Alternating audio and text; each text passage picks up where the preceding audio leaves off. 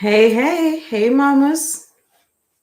Today we're going to talk about a topic that I'd rather not talk about, and that is miscarriages. Have you ever been through a miscarriage?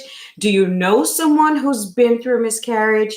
Maybe you are currently pregnant and you are fearing and you have this just gnawing thoughts about miscarriages, and it is not healthy, and it can be so debilitating and painful, and these thoughts just keep cycling in your head. So this is miscarriages are not something that are commonly talked about, especially not in this context. So today we're talking about it. I'm just giving a space really for you to come and understand and feel. We're going to look at some of the facts and some of the myths and some of the lies and some of those cycles that we take ourselves through. So if this is you, then this video is definitely for you.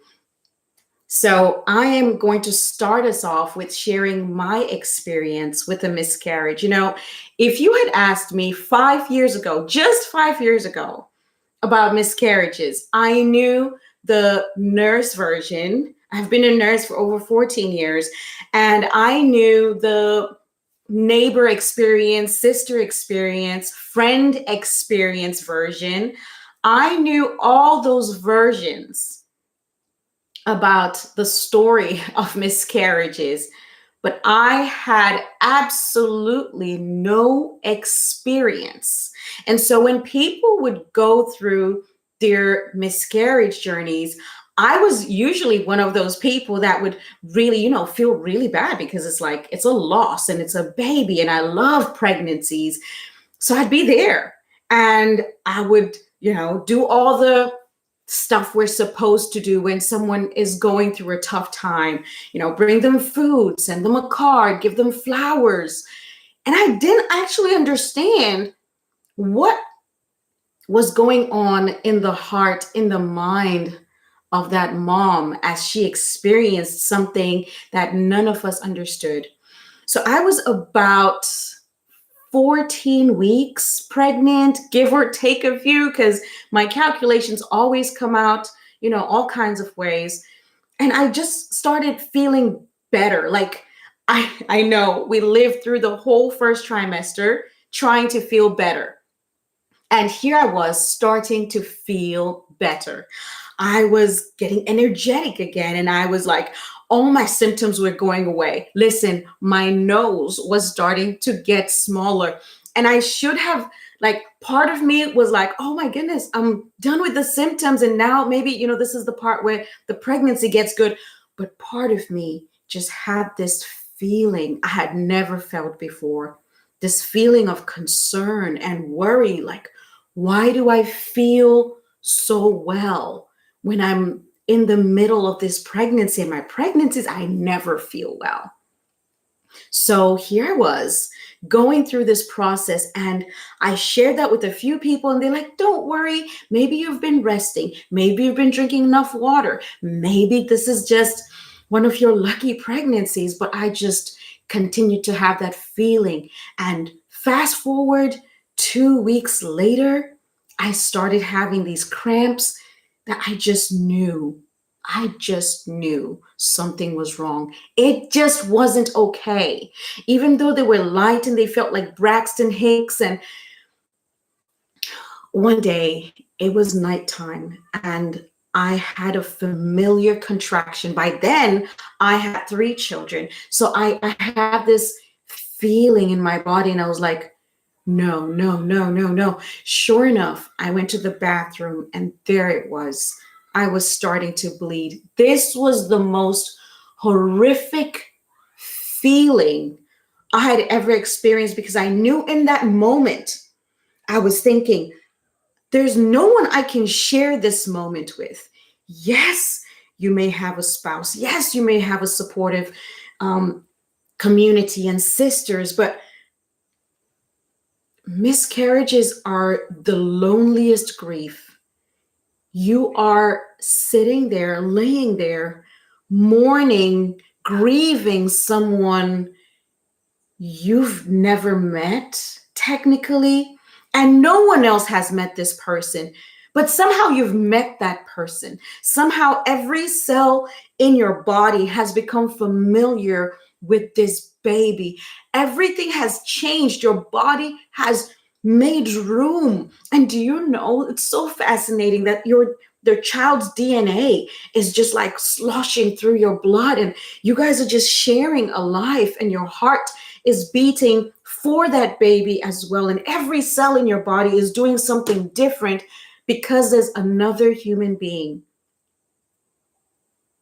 So there's this familiarity with someone you've never met. There's this love and this anticipation, and there it goes, just flushing down the drain, down the toilet. I cannot explain to you the feelings I had.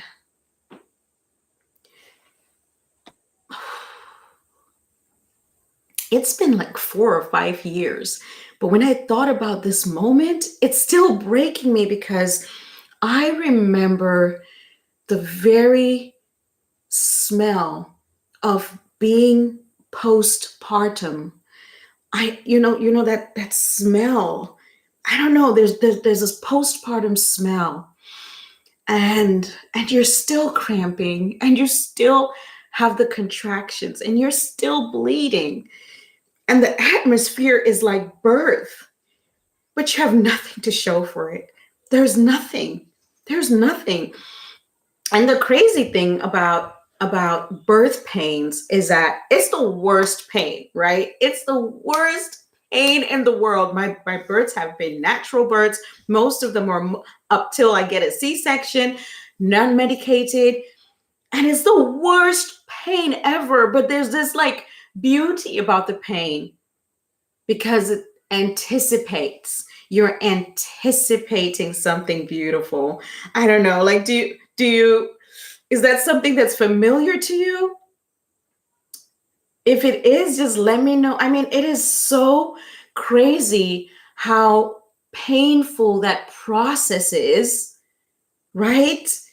And you're just like, I know this person, and I can't meet them. And yes, you may have a spouse, and their mourning memories that were distant, right? They had placed memories of holding this child, and now they can't live that memory, that anticipated memory, and they can't live out that, that dress, putting that dress on that baby, or that outfit. But you, as the mom, oh my goodness. So I was talking to a mom the other day, and she's a wonderful, sweet mama, and she was sharing her miscarriage story when she lost triplets. She had 3 boys that she was carrying, beautiful boys. And she was telling me the devastating actions that she took trying to unravel these clots and like desperately find her babies. And these are things we don't talk about as women. These are experiences that every woman I've talked to about miscarriage, it's as if this was like the first deep dive, or like things that I will say or they will say, and I can resonate with that. And everybody leaves saying the same thing. We need to talk about it more. It's so painful. So here are some of the facts about miscarriages. As horrible as they are, 1 in 4 pregnancies end in miscarriage. 1 in 4. That's a crazy number. 1 in 4. So a lot of miscarriages happen without you knowing that it happened. So maybe you may be like right on time for a period, or just a few days late, or you just have this feeling, and then like, oh, there goes the period, so it's okay. But then there are those who get to know and have to walk through that journey. There are those, I have one, oh my goodness, a lot of the moms who are either my clients or just coaching calls have had miscarriage stories. And one of them, every time she was at 20 weeks, boom, she would have a miscarriage every time at 20 weeks. How painful that is. We're going to talk a little bit later about the hormone side of this, because on this channel I share about hormones and how women can naturally boost their hormones, as well as my side of the story. So prior to my miscarriage, okay, I'm going to say this first, because there is this thing where every woman I've talked to who's had a miscarriage has this story that leads up to the miscarriage.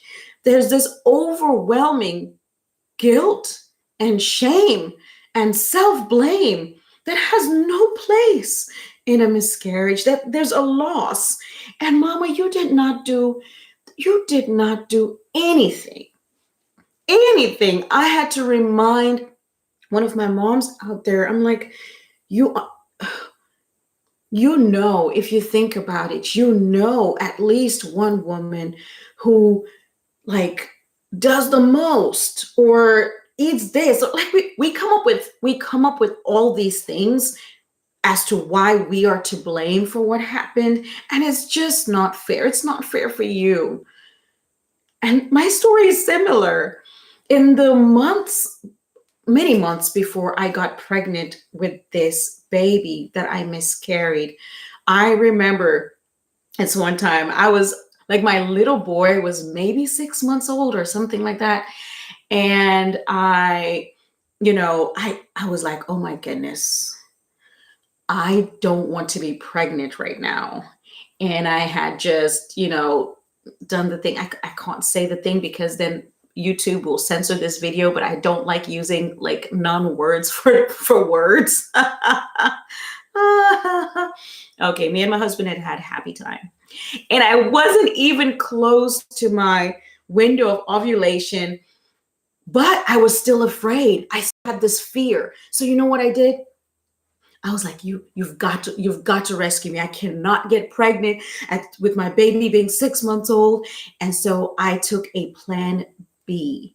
And I was really wrestling with that thought, because I know that it's hormone based and all this kind of stuff. And I know research says that it doesn't cause abortions, but my mind was super scrambled about that. But it is what it is. I did it. So fast forward to me having my miscarriage. You know what I said to me?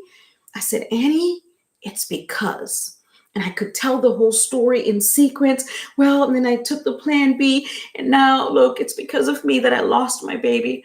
Oh my goodness. I just absolutely hate when women do this, and yet I see it in myself. I see it in my story. And sometimes we're better friends to other women than we are to ourselves, unfortunately, and it shouldn't be that way. But here I was. And I remember a few weeks later, I got out of the shower and my hair was falling out in chunks. I mean, clumps of hair, leaving shiny, bald patches, especially in the back and on the sides. It was horrific. And I could trace that back to me. Here's the thing. Most miscarriages of fetuses that have been studied, they're spontaneous. What does that mean? It's like your body either sees that there's maybe a non-viability in the baby, or it just fails to catch. Maybe there's serious organ damage and the baby unfortunately doesn't make it. It's not your fault, mama. It's not your fault. There's a lot of stigma around miscarriages because people suddenly want to have this thought of oh, what did you do? I literally have a mom who got asked that question. People asking her, oh, what did you do? What did she do? What did she do to lose her babies? What do you mean by that? Nothing. And that's why I want to hold this space for you. If you've been in this situation, if you've had this experience, to just be here and know that it's not you and you're not alone. And sometimes it just happens spontaneously. 1 in 4 pregnancies. Sometimes you don't even know it happened. And of course, we have other times where it's your progesterone levels. Now, progesterone is a hormone I love, and I speak a lot about progesterone because it's our happy hormone, it's our mood hormone. And progesterone, get this, it's the pregnancy sustaining hormone, but I had to write this down because it literally comes from the word progestation. Gestation is pregnancy. Progesterone was named because it's the hormone that sustains our pregnancies. And so sometimes progesterone is low. Again, not your fault. If there's one thing I want to take from anyone who's been through a miscarriage, including myself, because I still think about it and I cry and I'm like, maybe if I hadn't done this and this and this, and all those thoughts are not serving me and they don't serve you either. And so we make this space where we can just all come and talk about it and understand the science behind it. If your progesterone is low, unfortunately, your body cannot sustain that pregnancy because your progesterone is the one that makes those linings, the stomach line, the uterus linings, nice and thick and, cushiony for the baby, and it sustains the pregnancy. Which is why a lot of women can benefit sometimes from using things like wild yam cream. And I know some women have been put on progesterone medications because progesterone is queen. Now, how can we protect our progesterone? Remember in my story where I told you my guilt came from taking the hormone-based Plan B? And I just knew it was going to mess up my hormones because unfortunately, hormone-based pills like the pill and other, pregnancy prevention mechanisms that are hormone based, like stop us from ovulating a lot of times. And when our ovulation happens, so your egg is in the sac and your ovulation happens, whoa, and then the sac that remains, that's your progesterone factory. So a lot of times we're taking away our progesterone factory without knowing. Many women are not told this. Many women are not told that their mood is going to dip because their progesterone, which is your happy hormone, is going to dip. I was speaking with a mom 2 days ago, and she was sharing how when she got on birth control, it was so crazy for her because her personality changed. She found herself becoming a different woman. She was just angry and upset. And she's just like, I don't feel like myself. And you gain all this weight and everything goes wrong because of the hormones. Hormones are just your body's chemical messengers that tell your body what to do. And if you'd like to deep dive on hormones, I have other videos, but I want to stay focused on these miscarriages right now and show us how, our bodies sometimes are doing the best they can, but they don't have all the support they need. And of course, there's things like moving more and eating certain things. And,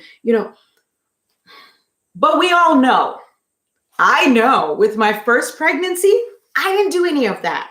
I wasn't eating well. In fact, I ate all the trash and drank because that's what would stay down. And those were my cravings, right? So don't judge yourself and don't look down on yourself and don't beat yourself down and say, well, I didn't eat this and I didn't do this. Because sometimes it's not in your control. It's actually never in your control because I know and you know that if it was in your control, you would have made that pregnancy viable to the end and it would have never fallen apart. So I don't want you to feel broken if you've had a miscarriage. And then there's the aftermath of having the miscarriage where now you've gone through this kind of birth process. Your body has taken you through what seems to be a birth process, and you've lost all this blood and you've lost the little progesterone that you'd built up to hold that pregnancy. Progesterone has to get out of your body. because the pregnancy is done. So that's the first signal. Like, hey, let's cut the pregnancy, right? Whether it's birth or sadly a miscarriage, the same process. So you lose your progesterone. That means you lose your happy hormone. So that's why you see women go through postpartum blues and or postpartum depression, because they lose their happy hormone. But in the case of a miscarriage, ooh, I cannot tell you what those weeks and months after my miscarriage were like, because not only did I lose my progesterone, so now I'm naturally on the low, but I was also grieving. I was grieving something I could not explain to anyone else. I was grieving a child I had named because I felt like I knew them so well. And you cannot communicate that to a neighbor or a friend. But when you get together with women like this, when you come into a room like this, where you can share your story, where you can get that virtual hug, where you can vent, and nobody is going to judge you, shame you, blame you, say anything bad about you. And if they dare to, I will delete that comment. But I'm just saying, this is what we need more of. We need more of these stories, because one in four women experience miscarriages, and we barely talk about it. Well, because it's painful and you end up crying on camera, which you don't want to do. I don't want to do that.